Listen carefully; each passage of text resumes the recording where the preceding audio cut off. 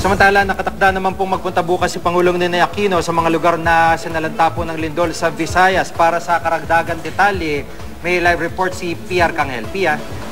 Jiggy, bago mag-alas 4 ng hapon natapos ang pagkikipagpulong ni Pangulong Ninoy Aquino dito sa NDRRMC headquarters, kabilang na ang ilang miyembro ng gabinete at sabi nga nila ay mahigit isang oras na nagtagal ang briefing ng iba't ibang ahensya kay Pangulong Ninoy Aquino at ayon po sa Pangulo, patuloy ang isinasagawang pagsusuri ng gobyerno sa pinsalang idinulot ng magnitude 7.2 na lindol sa Cebu at Bohol at kabilang na rito ang structural assessment sa mga lugar na tinamaan ng lindol.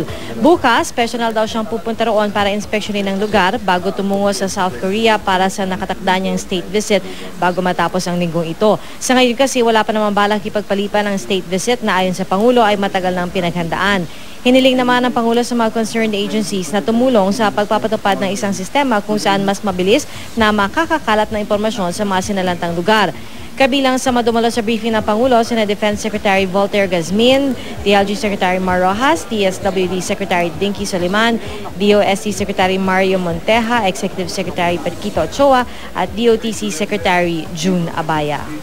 First instructions, manigurado walang isolated. A lot of them also is the structural assessment. No? Yung manigurado na people are not put in danger by the effects of this earthquake. Samantala, Jiggy, ngayong mag-aalas 6 ng gabi ay isa na namang briefing ang isasagawa ng NDRRMC para sa atin sa media. Ito ay para i-update yung kanilang latest casualty count, pati na rin sa iba pang mga updates tungkol sa kanilang rescue and relief operations. Kasi sa huling update na binigay nila kanina hapon ay nasa 28 pa lamang ang bilang ng namatay at nasa 159 ang bilang ng injured. Jiggy? Maraming salamat, PR Kanghel.